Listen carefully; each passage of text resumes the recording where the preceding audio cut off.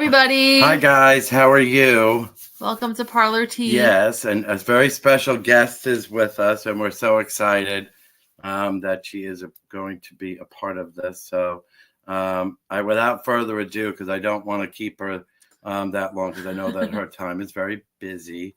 So, we would like to introduce Katrina. Hi. How are you? I'm doing good. Sorry, my hair is tangled. Okay, I'm good. How are you guys doing? We're doing very well. Very well. Thank you once again for taking time. I know you're busy. Oh yeah, well I appreciate you asking me. Happy to help you guys. So why don't you tell everybody a little bit about Say hi to Jay. Hi Jay, hi Sarah. Big Daddy, that's a Golden Girls reference. Are they a Golden Girls fan? Probably. Okay. You'll see Jay is pretty sassy. We're sorry, just in advance. Okay. Jay is spicy. Yeah. Yeah, we'll say spicy. Yeah. But why don't you tell everybody what you do, what you used to do, and then we'll go from there. Well, I'm probably the most well known as a paranormal investigator, which started, if anybody here isn't familiar with how it started for me, quintessential story of growing up in a haunted house, having experiences, wanting answers. And they had a club at Penn State, which is where I went to college. Joined the club. That club got a television show, which turned into Paranormal State. And I worked as the organization's case manager and, also pretty much like the main interviewer on the show. And then from there, it just became it kind of just snowballed. So I originally went to school I doubled major in my first one's music. My second one was theater. So my plan was to go into the arts. And then the paranormal just kind of took over. It was always like a passion of mine, an interest. But when I was growing up, it wasn't, there was like no job for it really. I mean, it was like very, very little. There were some universities doing some studies and there were some authors, but there wasn't really like a career path as far as, if you want to be a lawyer, here's the steps you need to take. There was nothing like that. So I think I've just been sort of flying by the seat of my pants for the last 20 years. That sounds like a really good time, though. Fun doing it. Yeah, it's been interesting. So that's, I guess, like my day job. But then, I also work in television and entertainment industry and, music and all that stuff. So I'm gonna just maybe I'm assuming wrong, but okay. What are your thoughts? I'm guessing you believe in ghosts. It's such a hard thing to explain. So I'll try the best I can. So when I started in the field, I think I started the way a lot of people start, which is a ghost is someone who lived and died and they're stuck here for some reason, or they can visit for some reason. And it became really clear to me pretty early on from working professionally, that that's not all there is to it. And that might not even be it. Because our colors and our experiences color our views of things. So what I often found was, we worked with, when I worked on Paranormal State, we worked with people of all different faiths and sometimes of no faith. And our goal was always to work with the people who needed the most assistance at that moment. And so we always had a bunch of different people from all walks of life. And it became really clear that like an atheist and a Christian could witness the same event, but they would tell me two different stories of what that event was or what caused that event. And so then it became this thing of, I realized my own bias in it and very quickly had to leave that at the door when I work.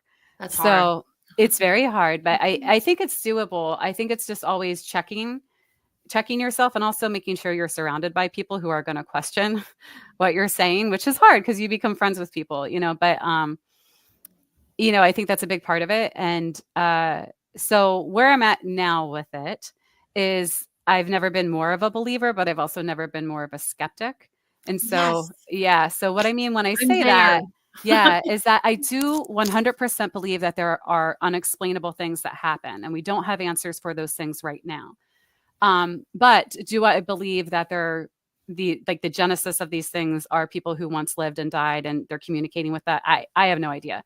If we take like a subset of things that are truly unexplainable, maybe part of that is what we think a typical ghost is, but maybe the rest of it isn't.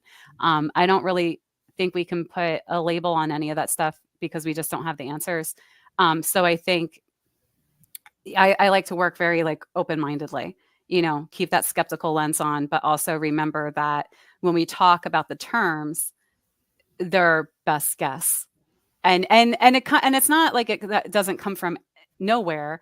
There's a lot of cases and eyewitness accounts where it seems to match up with somebody who lived and died and something of them is left behind. But we don't really know what that is, so I still come back to, we still don't have those answers. So yes, I believe unexplainable things happen, but I'm extremely skeptical about how we label them and what they really are. Well, I do have to say that I think that you're a very thorough investigator. Thank you. And I think because of, this is just from me watching, basically is what you just said. I think that you go in there with this balance, and I think you exhaust the avenues before you even would consider it to be a phenomenon from a paranormal side. And that's what I admire about you. I don't think that you get caught up, because we've had discussions with others people before, and it's like, just because it's old doesn't mean it's haunted. Right. And that could just be the same. Because it's new doesn't mean it's not haunted. Right. Yep. So I just think that there's this constant search for an answer, but I think there's always a question mark. Yeah, until we figure out what these things are. And it's also, even if we figure out, say, like 1% of what the truly unexplained is, it doesn't mean that accounts for all of those things. So Right. I think it's just going to be, it's constant, looking for those answers. But yeah, there's a lot of, when we really start to dissect where our beliefs come from, a lot of it is cultural, some of it's religious, some of it's media.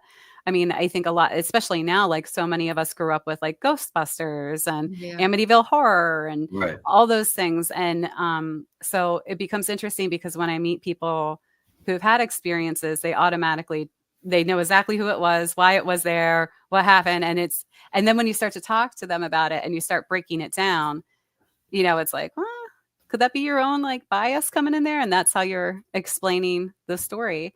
And I think, people too, like in the field, I've worked with a lot of people who, like Lorraine Warren was a religious demonologist. And I don't necessarily think there's I guess it's not a problem to work that way as long as you label yourself that way. Mm-hmm. You know what I mean? So like if I went into somebody's house and I was looking strictly through a religious lens, I feel like it would be my obligation to tell them that, like, this is my view and I'm working this way. Somebody else might tell you something else.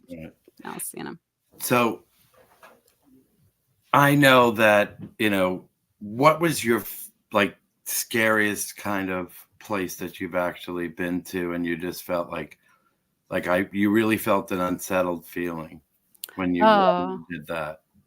Well, many places. I think I tend to be pretty empathic, and I think for anybody who is, the history will get to you first and foremost. So I find any place like an asylum to be extremely hard to be in, and prisons, especially really old prisons where like in England, when I worked in England, it was hard because, they had the bloody code, which was basically, children and women were in there for just nonsense things, nonsense reasons. And, and executions were spectacles and you could buy tickets to go see them. And so places like that, I find pretty hard and challenging to be in emotionally. As far as like the unknown, there's a couple places that stand out to me. Hinsdale House is one of them, and that's in Buffalo, New York. And I wouldn't say I had like the craziest experiences there. It's just a very unsettled feeling. It's something I can't necessarily explain. And what was the other one that popped in my head? Oh, it was one I worked on for Paranormal State. I think the episode was called The Glove. It was called The Glove.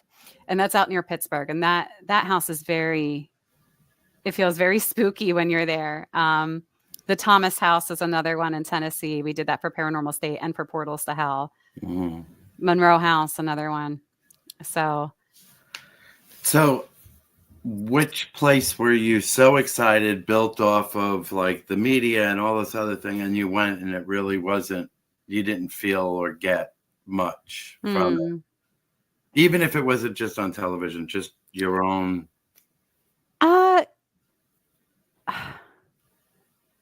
I guess like iconic ones. Well, okay, so Bobby Mackey's. I have never had the Bobby Mackey's experience where, you're thrown up against the wall and a demon attacks you. I haven't had that. Every time I've been to Bobby's, it's been Yet. yeah, I know, right? Well, I think they tore it down already, so it's gone. But every time I've gone there, the experiences have been pretty, I don't know if I would say benign, but just not to that level of intensity. The only thing that maybe kind of lived up to that was when we did it for Portals to Hell. When Jack and I went home, it was like 3 days later, both of us ended up in the ER on the same day for different reasons. And we both had different psychics contact us that hardly knew us. And they were like, I don't know what you're doing, but something just followed you home. Wow. Yeah. Yeah, they follow you home. That's yeah. That's not cool. No. Since there's always a running thing here now. Yeah. We did a debate Okay. with. We're doing this already? Yes. We're doing this I'm already. asking it. Okay. Lizzie Borden. Oh. What do you think? Did she do it or didn't she? Your opinion. I would lean towards yes. However, there does seem to be some evidence to suggest that she didn't.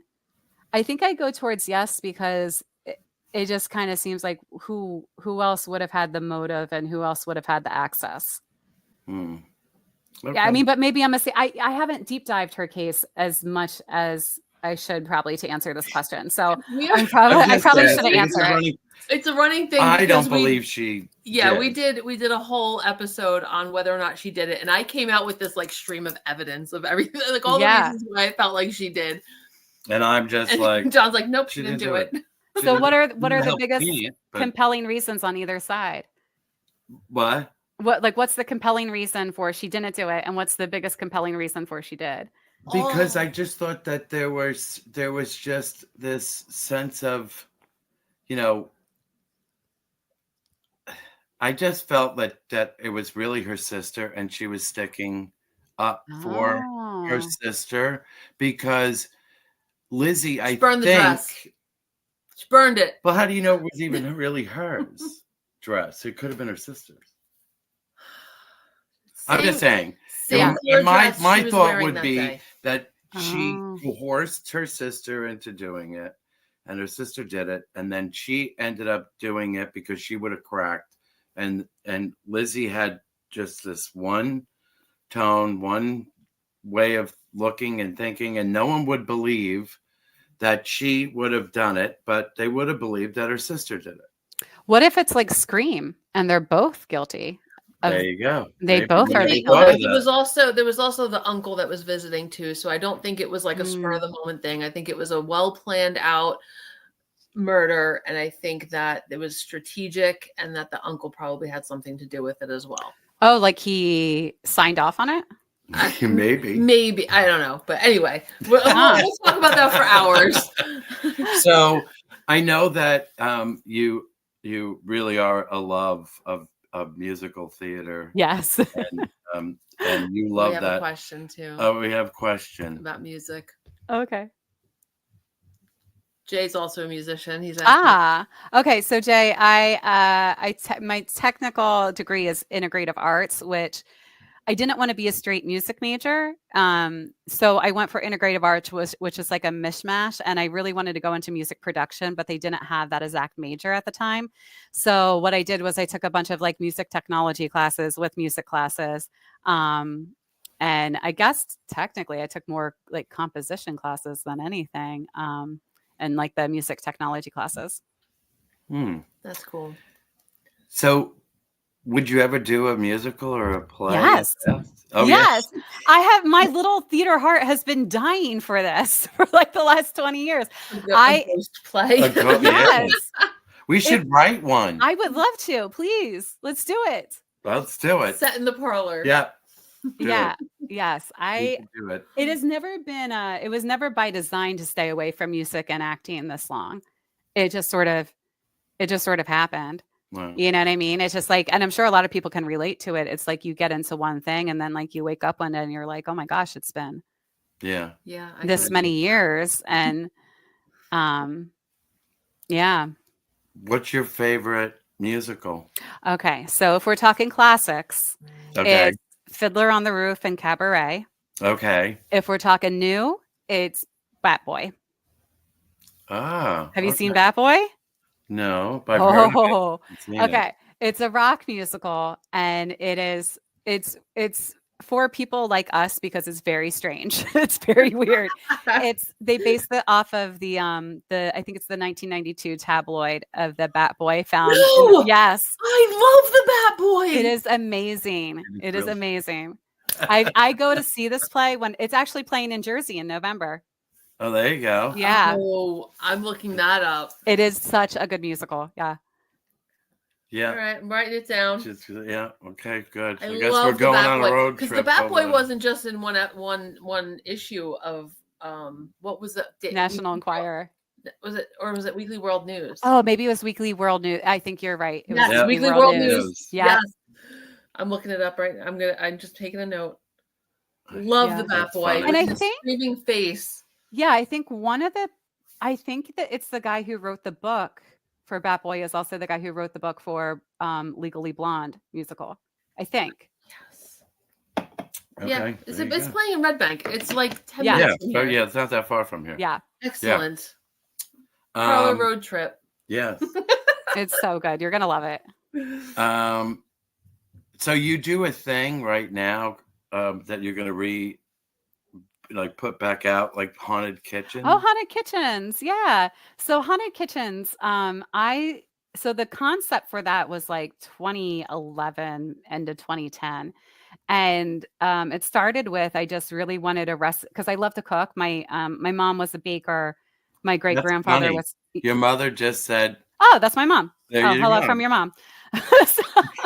Hi, Mom. Yeah. So, and my great grandfather was a pastry chef, and like my mom has all his old recipes. And so, my mom actually taught us how to bake when we were really young, like 4 or 5. I remember learning how to do that stuff. So, it's always just been like a relaxing thing for me. And so 2010, 2011, I'm like, oh, I wish I had a recipe from every client I had because I thought that would make a really cool cookbook. Oh, yeah. And then I just thought, I'm like, actually, why aren't I doing this with like restaurants and bars and B&Bs? Because that's what I love to do anyway. So then it became Haunted Kitchens, and I released that. I announced it in 2016, released it in 2017, and we were going for a while. And then I did this whole we did this whole shoot for it for 2 days, and that was December 2019. Oh. And then, yeah. So it was like, we're like, yeah, 2020. And then 2020 came, and there was, I mean, I don't blame them, but not one restaurant, bar, or B&B wanted somebody in their establishment being like, let me write up about your ghost when everybody was losing everything they had. Like, so I shut it down for a couple of years, but we're back. We're coming back. That's a good thing. That's I love cool. it. I saw that and I was like, oh my God, how awesome. Yeah. Yeah. So it's been in the works forever. It's like this baby that I keep trying to birth, but it like something keeps shoving it back in, It's not the right time. You'll get to the right time. Well, hopefully it's not like 6 years old and they're trying to do that. That's So you were doing a thing. Is that after After the Dark with that you went on road trips with your bestie? Oh yeah. So After the Dead. So After the Dead, sorry. no, that's okay. I do my YouTube channel. It's just my name, Katrina Weidman, and we started it with Travel the Dead, which is me and Heather Taddy from Paranormal State. We became like best friends in college, and through the show and everything, and we just started doing these investigations during the pandemic because, I mean, stuck in your house, you want to go out and do something. All these places were pretty much shut down, and all these places started reaching out and was just like, you can come and like do whatever you want. We can't have people here, so so we just took them up on their offer basically, and we made Travel the Dead. And After the Dead is streaming right now Wednesdays, and that's our recap show of the investigations, and which I like doing because and I'm sure you guys can appreciate this, like during an investigation, one of my pet peeves about the shows I've been on is, and I understand why, but it's just like as an investigator, it's hard because there's a lot of work that goes in an investigation before it's filmed, and there's a lot of things that happen after it's been filmed. And when you do the network television stuff, you don't always have the opportunity to say, like, actually in that moment we found out later it was explainable, or actually that thing that we thought was just nothing turned out to be something, and then we met somebody like 3 weeks later who told us this crazy story. Like, we just don't get to do that. So the television shows are really just like a glimpse of those moments, where what I like about YouTube is we can go and do those kind of recap shows and get back into it. And the one that was pretty cool was one of the episodes we did called The Haunted Farm. We had previous owners that found the episode somehow and reached out to us, and they had like crazy stories. So the haunting goes back. I mean, I think we have documented stories of like 50 years of different people having a haunting at this location. Yeah. So I love that. We get that a lot. I do ghost tours in Keyport and cool. and we get that a lot, like with people backing up stories. People will just randomly tell us a story, and I'm like, but have you been on my tour? They're like, no. I'm like, okay, well then how'd you know about that? Yeah. So it's cool. It's so I like doing that. And sorry, I just saw that Jay said Bat Boy rules. It absolutely rules. It's awesome. It's an awesome show. I'm gonna go see it. Yeah. I'm gonna be there. I'm dragging my husband because I've been telling my husband about this musical we've been together 10 years. So for 10 years I've been telling him about this, and I've been looking for like 10 years for one to take him to. So. Well, when you're we'll talk. Yeah. Her husband, we'll plan a date. They're so cute together. They're absolutely wonderful. Aww. Yeah, they so how we met at a paranormal convention, Para-Unity, and we just hit it off. Yeah. And we became somewhat friendly, and then you came to the Thanksgiving Day parade. We did, which was amazing. They had good seats. Yeah, we had great seats. Yeah. Yeah, we were very upset that we're no longer there, but whatever. Oh. But yeah, and then they came and visit me over at the other location, and it was great. Mm-hmm. But we try. I know she's busy. I don't really like to bother people. You never bother. Oh, thank you. So what's your favorite horror movie? So there's a couple. Rosemary's Baby for a classic. It's a very, very good movie. And Apartment 7A just came out. Not sure if you guys did you watch it? Yeah, I didn't watch it yet. Is it good? It's no. Julia Gardner's amazing in this. She is fantastic in it. It's hard as like a diehard Rosemary's Baby fan. I just find it hard sometimes to, like, when you love something so much that it's hard to like a new I get it. I was a little like that with Interview with a Vampire, but I ended up loving it. Yeah, it's hard for me because like I feel like you get that little attachment. I thought I liked a lot of the shots and lighting design and everything. I thought was really cool. But so Rosemary's Baby, Scream, the original. Oh yeah, that's good. Yeah, good. Friday the 13th, the original, just for Jason Voorhees' mom. I love that. She's so Hey, good in it. Mom, those are great movies. Those are absolutely wonderful movies. Oh, my mom. I Yeah, love my them. so Baby Jane. a little insight. This is how we grew up. My mom would make us watch like Hush Hush, Sweet Charlotte, Whatever Happened to Baby Jane, Rosemary's Baby. I remember watching Rosemary's Baby before I A was long 5. time. Yeah. Like I have a very vivid memory of it. So, That's funny. When you said the Rosemary's Baby, my yeah. mom was pregnant with me. He is What? Rosemary's Baby. Oh, are you the year is one? Yeah, it was really very funny. Is that my mom's friends used to turn around and they like the movie, and they used to harass her and saying, "Well, right here." Little did she know that it wasn't far off. I mean, I was sort of like a cross of Rosemary's Baby / Damien, but Yeah. what can I do? that's what happens. And now look at us. So, what do you think of the new horror? As far as just anything coming out, or Well, the newer things that are coming out, I think that the slasher, which you did say Scream, and I think Scream did bring horror back into the mainstream because I felt that it was weak, yeah, and their whole style and dynamics and the start off instead of that 45-minute build up. It was fantastic on how they did I that. still love that movie. But I think it brought people back to a genre that I felt was dying for a while. And I think, like, did you see Pearl and Maxine and that? Those were good. Pearl. Yeah. Those were really good. X. Those were great. I felt that you ever feel that someone is bigger and better than the movie, that the actress is fantastic, but the movie was awful? Oh, I feel like there's a lot of genres where that happens. I just thought that the girl who played Pearl was phenomenal. Oh, she's really good. Yeah. Yeah. We just watched was it Long Legs? Yeah, we That just was watched nice. Long Legs, and I love the vibe of it. The vibe is like very old school, kind of like it's not so in your face. You know what I mean? I don't always love the ones that like lambast you with, is that the right word?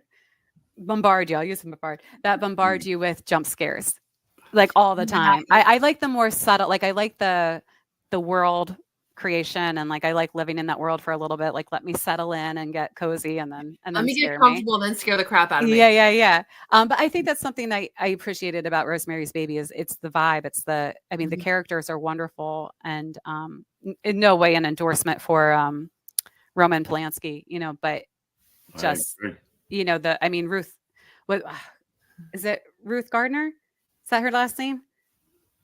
In what? In the In Rosemary's Baby. Gordon, Ruth Gordon. Yep. Oh my gosh, Ruth Gordon. Like she's so incredible in that film, and it just sets such a vibe. It's great. I think that like, do you know the movie The Haunting, the original? That I think that movie was this whole psychological buildup, because at first you're like, is she crazy because she took care of her mother, or are we really feeling this thing? And I just felt that movie was a phenomenal movie. When they redid it, I didn't think they captured what they had before, but even with the redo with the Rosemary's Baby, they do a redo with in like 2014, I think. Yeah, I forgot the girl's name. Zoe. I love that movie. Yeah, it's I guess it depends. I like the new Halloweens. I did too. Yeah, I like them a lot. I think they were better. Like, I love Rob Zombie, but if you look at Rob Zombie, the newer ones, the Rob Zombie ones, I didn't like his versions of it. I thought it was not what I grew up with. Right. See, that's what I'm saying. Like, you get so attached to a storyline or But like the 3 new ones, I felt better in them because I guess because there were certain characters that were familiar to me. Yeah. But I felt they left all that other stuff out of it, which I felt bad that they didn't bring. That bothered me a little bit.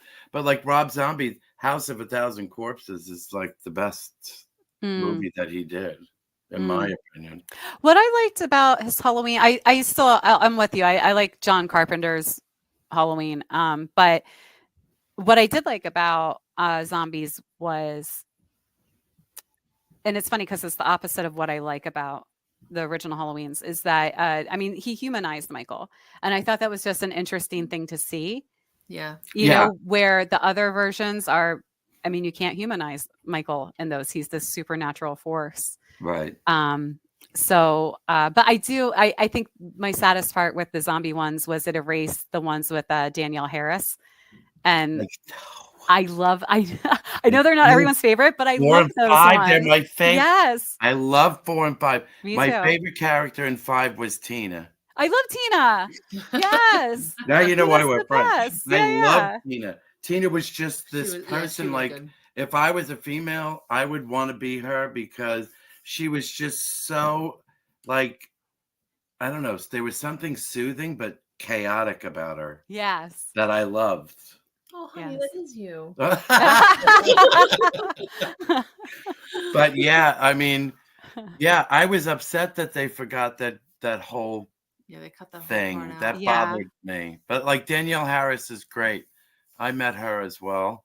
Yeah. But she's great. She was great. And I just like, I don't know. She does another podcast too now, I think. Oh, okay. I didn't know Another that. girl, Scream Something.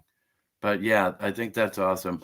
So, what other things are you working on that you would like to share with other people? Let's see. Let's go through the list. Well, my YouTube. So YouTube every Wednesday right now is After the Dead, which is our recap show, and then new episodes of Travel the Dead, which is the investigation show, is coming out in a couple weeks. So we will be announcing the date on that. And what we like to do is during the premiere of a new episode is we'll jump on the live chat and talk with everybody. So it's like a really nice group of people that join us every Wednesday. And we just kind of shoot the shit, you know, and we'll talk about paranormal. And sometimes we won't even talk about paranormal.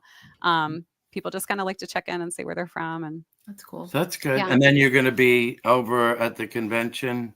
I'll be at the New Jersey Para-Unity Expo, which is the first week of November. So it's, or first weekend, I'm sorry. So it's November. November 1st, 2nd, 3rd.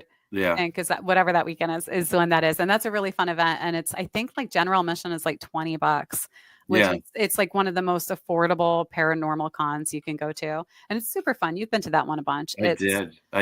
Yeah. Great crowds, awesome vendors. They have like lectures and workshops and stuff. So that's a great one. I'll be at another one in Scranton, PA in February. We are working on a dinner in November in PA, which I will have info about that soon. And it's like a lecture and talk and then an investigation. That's nice. You do an investigation with you? Mm-hmm. All right. And that's cool. Yep. And it's a haunted restaurant. Hey. Yes. Okay. So, and then what else? Oh, and then I don't know if you guys saw, but if you go to my Instagram, I collabed with Ring. So they're having a contest right now. Yeah, we saw that. Yes, we saw that. Ring's Great Ghost Search, which so it's super fun. It could be a skit, it can be a spoof, it can be real genuine activity you capture on your Ring cam and you enter their contests and by 11/1. Yeah. Mm-hmm.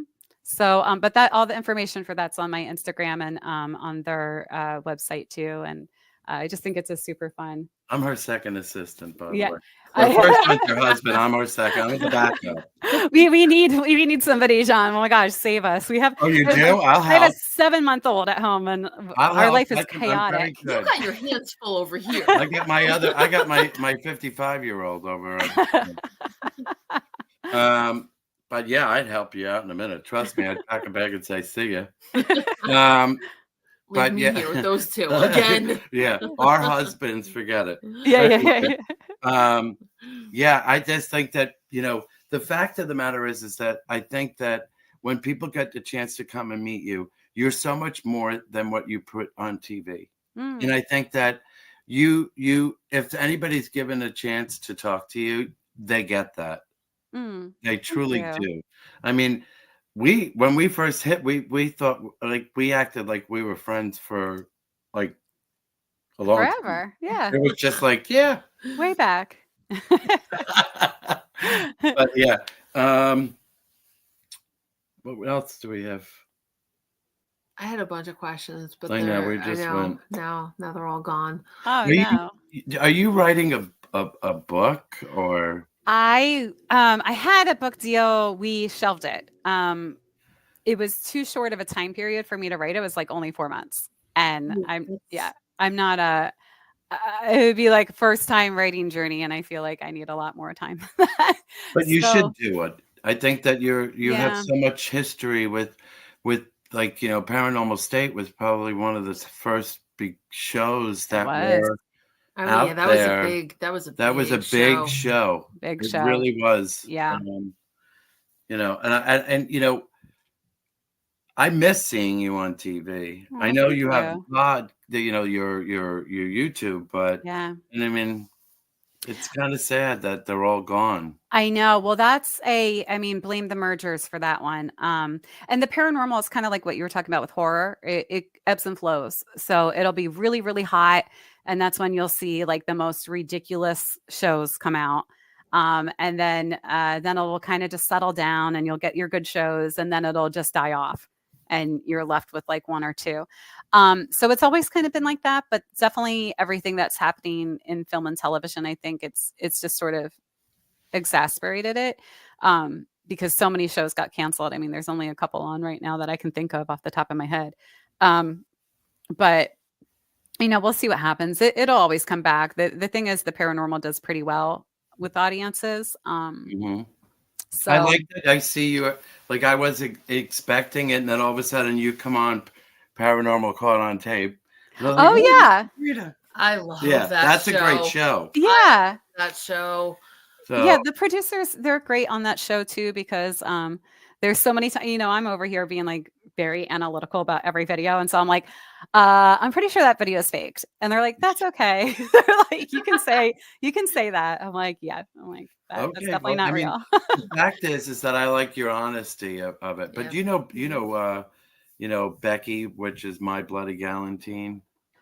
I know of her. I've never met too. her. You remind me, or she reminds me of you because of the honesty and the pureness and the we're gonna we're not going to assume that everything's haunted. Yeah, we're gonna go through the process, and I think that you brought that realism to say, okay, we've went every single possible way, inside out, upside down.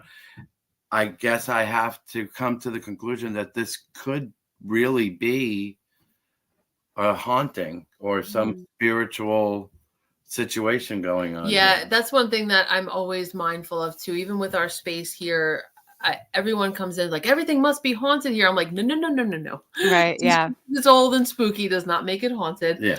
But there are some things that do definitely have a specific energy. But even the space here, when we've had investigations, some of the things that people come out with were just like, how could they couldn't have known that. They couldn't have known that. Because this. I mean, you could sit there and I could say things and she could say things, or Rick or Danny, that's like all four of us are partners here. And I could say that and people would be like, they're just saying that just to say it. So we don't say anything about any of what we hear. Then you have people, and being in stores, you have psychics or mediums or people that feel, being an empath. Yeah. And they'll come in and they'll go through the place and they'll feel things. And then all of a sudden someone will be really good and say certain things that go, oh, what? Yeah. And then it starts a conversation. Yeah, we've had some really strange independent verifications in this space too. Like how there's no way that people could have known otherwise, because I'm always trying to be analytical and I'm not healthy skeptic, I think is and I there's times where I'm like, no, I can't explain what they just experienced or what they just said. I mean, we see and we've felt a ghost cat. Oh yeah. I love ghost cat stories. But the next thing you know, someone goes, "Do you have a cat?" And Yeah. I'm like, "What?" And they go, "Yeah, I just felt something like go between my legs," and I was like, That's so funny. Yeah. I had years ago, I was in Gettysburg. We used to do these like big events for the paranormal like years ago. And we were in Gettysburg for one, and I was in the Jenny Wade house. And I was waiting for my next group to start, and I was just in there with like the tour guide, because they're historical places. They don't want you being there without like somebody from their staff. And so she and I were just chatting, and I can't even remember what we were chatting about, but it was like mid conversation, and I heard this like, I was like, oh, and it took a second. I'm like, wait, is there a cat in here? And so I said to her, I'm like, do you guys have a cat? And she just stops and she looks at me. She's like, well, not a live one. That's exactly what I say. Yeah. And she's like, people hear that all the time. She's like, there's no cat here. There's no stray cat. Like, and it comes from inside the house too. It was very strange, but it was a very real little meow. We've had a lot of strange experiences here with the spirit box too. Like that thing will say my name. Mm-hmm. And it doesn't say Jen or Jenny. It says Genevieve. And that's not like an easy name to replicate. I'm right. not Yeah. that. Right. You're not going to hear that on like 97.5. No. Like, yeah. No, not usually. But she has, like, we have at times we have a mimic that's in here. Oh, okay. And we'll walk in and she'll think it's me and I'll say hello or whatever. And I'm not even at the store. She goes, were you just in the store? Sometimes I think he's messing with me. And I'm like, oh, I'm home. Yeah. Like, I'm going to check your location. Yeah. But when we had Becky on, we heard a whistle. We had a whistle. In the house, in your shop? In our thing. Oh, interesting. And I heard it one way and she heard it behind her. And I was like, the thought of, so we did a thing calling of the beyond. So we have a friend which is on here. Her name is Sarah. And she does, she's a historian, and she'll tell you the history of the who, the what, the where, the why of seance. But you get a chance to utilize some of the tools from back when it first started all the way up to more modern styles of technology to communicate with the spirits in the parlor. Oh, cool. And it's so much fun. They had the what was it? The SCs, yeah. Yeah. And we had somebody sitting over here. We didn't know her name was Jill. She had it all on going, and we heard a whistle. She had just was in the middle of saying a sentence, and then she goes, and then a whistle. And we're like, what? No. I was like, oh, cool. I was like, John says, I'm going home. And we did the EVP back, and you heard another whistle after that. Oh, okay. But we didn't hear it. So when we were on with Becky, we were sitting there talking, and we heard a whistle, and like all of us just like the two of us just went. Like it was just. I love it though. I mean, I'm here all the time, and I'm here. I'll be here by myself. Like, okay, guys, let's. What you got for me today? Yeah. It's all about respect. It is. That's our number one thing too. Is that anyone that comes in here that does any work here, 100% has to be respectful of the energy. Because we still have to live thereafter, if anything happens. There's that, and it's also, I think too, like what I was saying earlier, when we don't know what causes these things to happen, so we don't really know, this activity that happened, was that somebody who lived and died? We have no idea. Mm-hmm. But I think the respect comes in there too, because even if, let's say, paranormal activity is not attributed to what we consider ghosts, we're still talking about people's stories who did live and die. You know what I mean? And I do think there's an importance there to show respect, especially like when you're in a place like a place that has had a lot of tragedy, a lot of death, a lot of misfortune. Yeah. Lent Mansion. And I feel I have not been there. Oh, you have not? I haven't been there. You have to go. But I also feel like I say this all the time. I have an anthropology background. Jealous. If I went back to school, I would go for anthropology. It's really cool. Yeah, I love anthro. That's sort of like my perspective on it. I feel like we're studying this other group of entities that we need to approach it. Like that's always sort of my approach, is that same style, like that anthropological perspective, the modern day ones, not the questionable older generations of anthropologists that would pillage and steal things. Yeah. So a couple fast questions, then we'll let you go. So when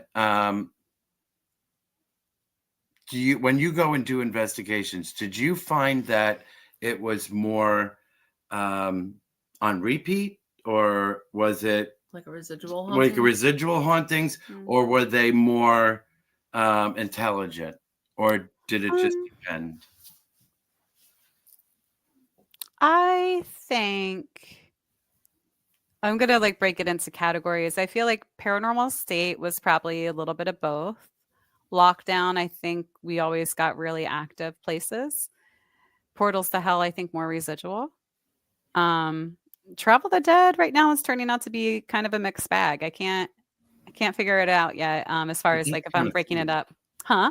I think that's kind of cool that it's a mixed bag, because you don't realize till you do what you need to do to it. Yeah, we try not to go in with any I mean it's hard. You have to really break it down for yourself, but we try really hard not to go with like preconceived ideas. There was a case I worked on a really long time ago where well, we thought it was all BS, to be honest with you. And but we took the case, and it turned out not to be BS. And so that was a lesson very early on, to just never think anything, because it's all going to change. I probably know the answer to this one, and you could just say shut up. Okay. But what was your favorite environment to be on? Like, where do you feel you learned the most? Learned the most. They've all been different.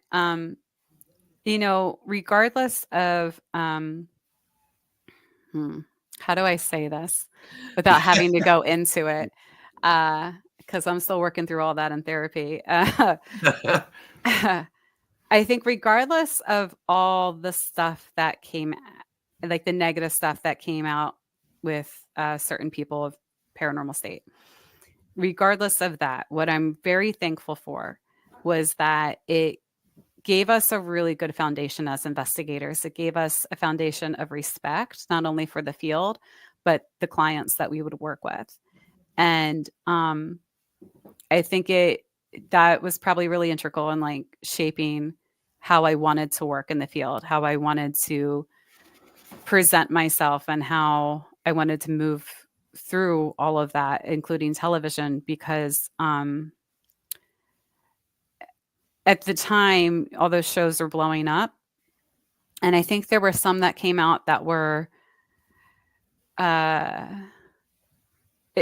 were like more purely for entertainment. And not that I necessarily have a problem with that, but it just wasn't what I wanted to do. I didn't, if I'm going to do something for entertainment, I'd rather be on stage somewhere, Right. like doing a Bat Boy musical.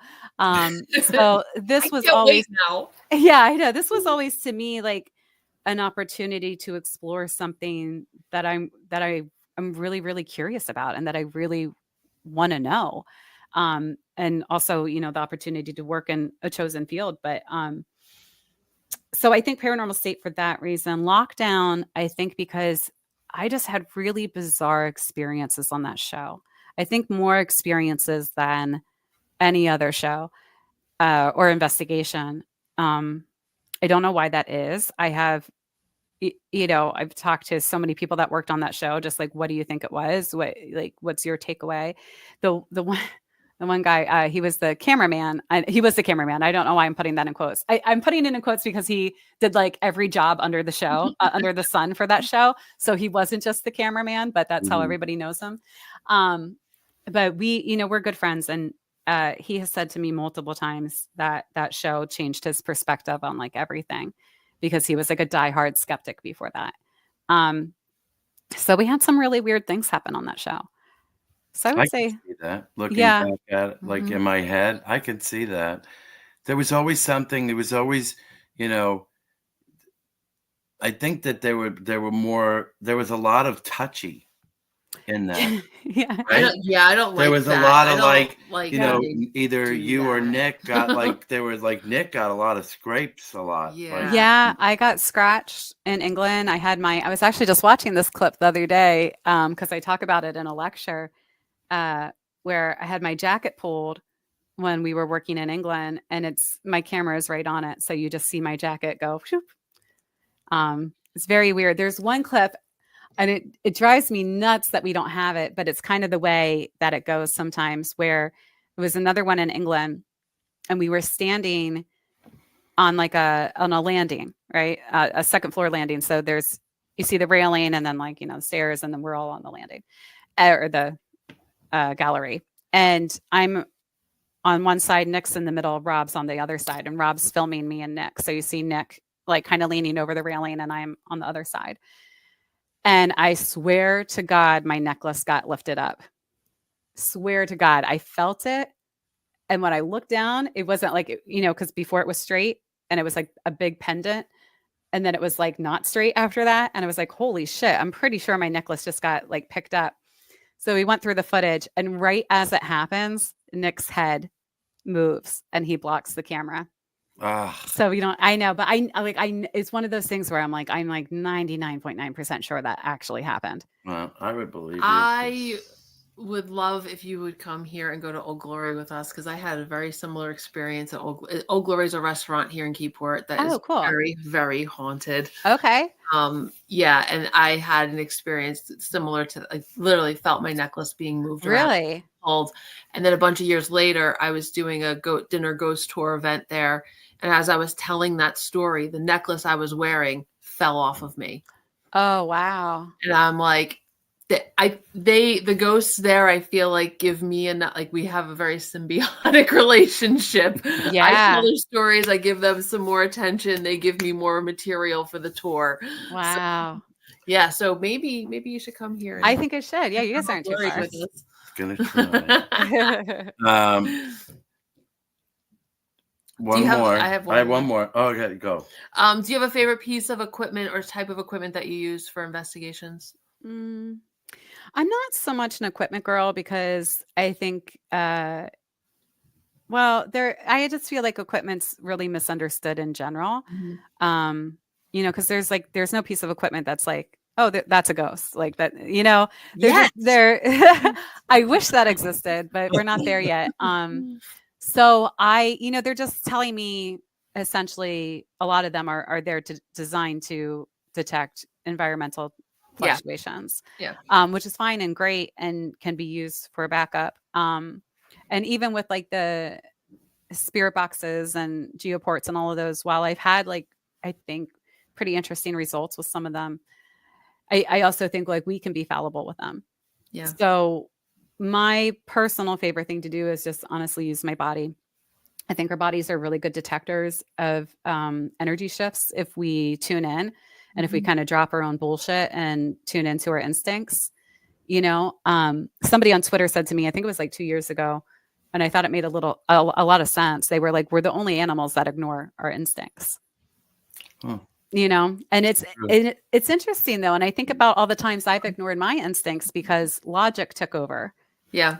But what I found working is that if I just sort of let that sit in the back seat and let instinct take over, usually my subjective experiences usually lead me to something objective. That's cool. So my last question is, so if someone is up and coming and they want to put together a group and do this type of thing, what advice would you give the newer generation coming up into this thing? What would you say to them? I think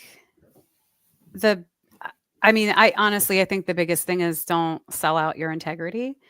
That's a big one. I think it's really tempting for likes and views and opportunities, but I have found people who do that, I don't think they have longevity. And, and again, I kind of go back to, if you want to do that kind of stuff, maybe move into scripted, because it's probably going to be an easier road, to be honest. Scripted is a little Right. easier sometimes than reality. But, and I also think, regardless of if you're doing it for media or just like on your own for like investigating, integrity is important. Work with people you trust, because you need to rely on their eyewitness accounts. And if you're working with clients, you need to trust the people that they're going to treat those clients well and with respect. And I think just like respect's such a big part of it. Like, even if you're going to the town, like, can you call the historian and try to talk to them first? Can you track down like where some of these rumors are coming from? Because, one of the things that happens is, I was just talking about this not too long ago. There was a case we had where everyone was like, the people that used to live here were devil worshippers. And like nobody was checking to even see if this was real. And I was just like, can we just like find the previous owner and make sure like we're not calling them devil worshippers? Like, so I tracked them down, like, and, I had a conversation with them. So I think, that kind of stuff, doing your due diligence. And I think that's a lot of it. Like, going in, make sure you're being respectful, doing your homework, keeping your integrity about you. I think that's all really important because I mean, if the goal is to move the field forward, we have to be taken seriously. And so the only way we're going to get there is if we start moving that direction.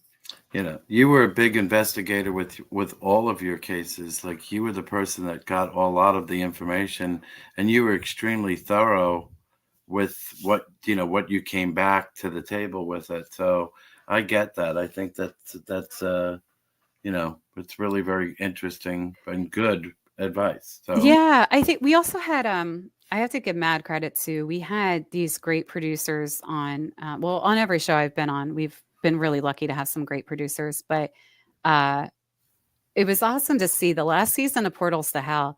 There were like a couple producers that were so into this that they just like, they went above and beyond for pulling information. And the one guy, they cut it out of the episode, and I don't know why they did this, but we went to a historical property, and the historian there had looked for like ever for this information, and our producer found it. Oh, wow. He found it like random. Yeah. And we presented it to the historian. He was like, so thankful. And it was like a really cool moment. Ultimately, and it ended up not making it into the episode, but just, it was just really cool to see just how many, sometimes you get really lucky with those teams. right. Everybody just like works so well together, and they're all really passionate about making the best investigation they can. Cool. But I thought all three of your shows were great. But thank you. Thank you. So, do you have any other thing? No. Do you have anything else you'd like to say to anybody? I don't know.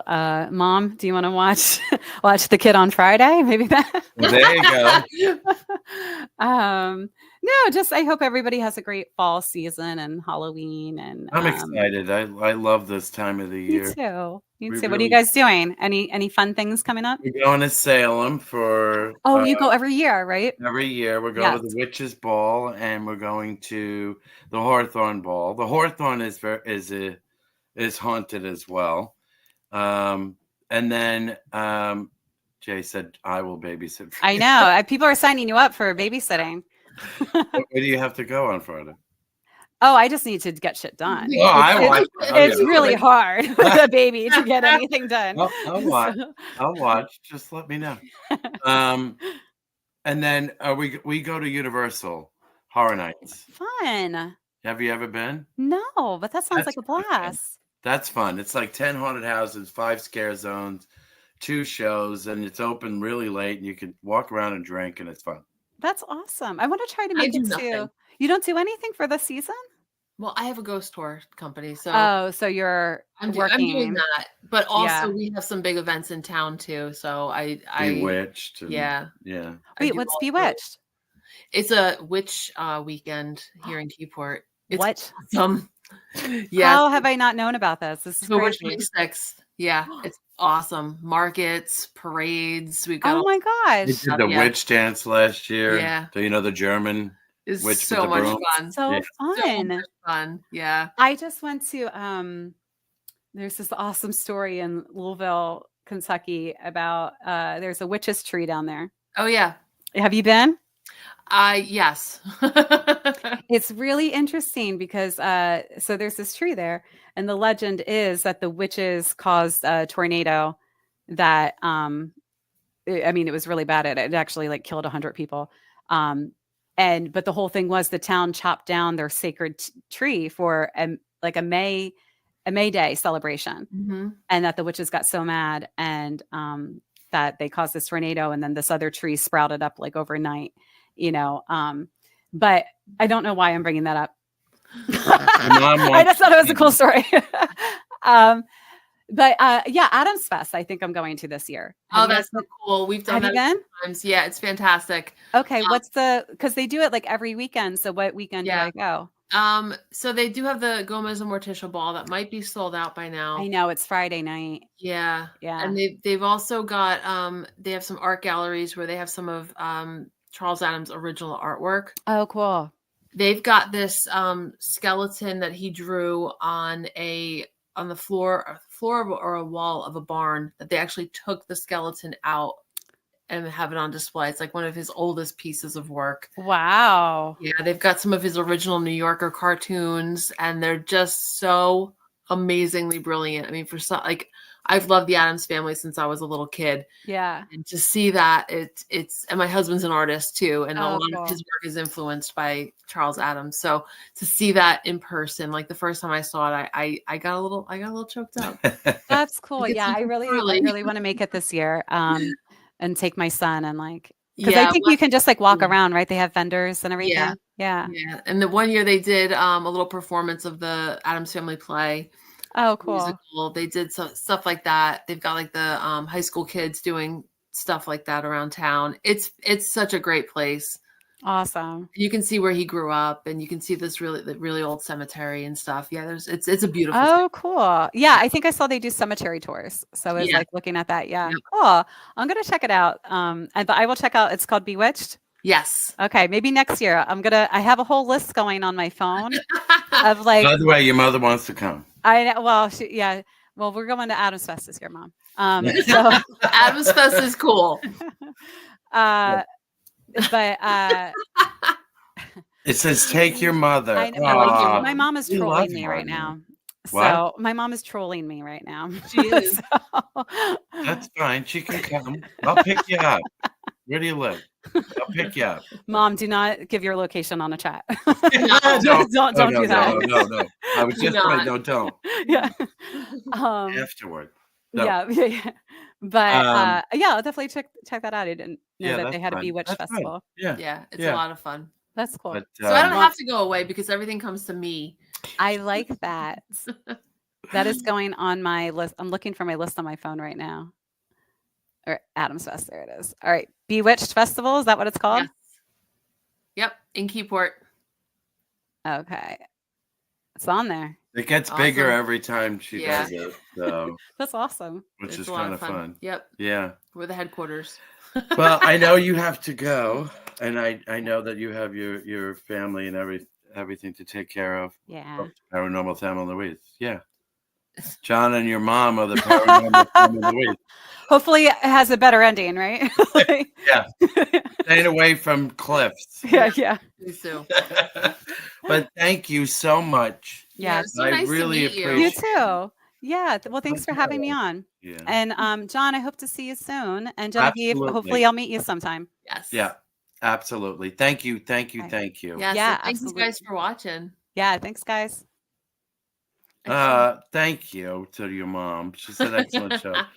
We're trying. We're very, very wet behind the ears. But... You are. I'm not. Oh, okay. I've been doing this for 5 years. But thank you. We'll see you next time on Parlour Tea. Bye. Bye.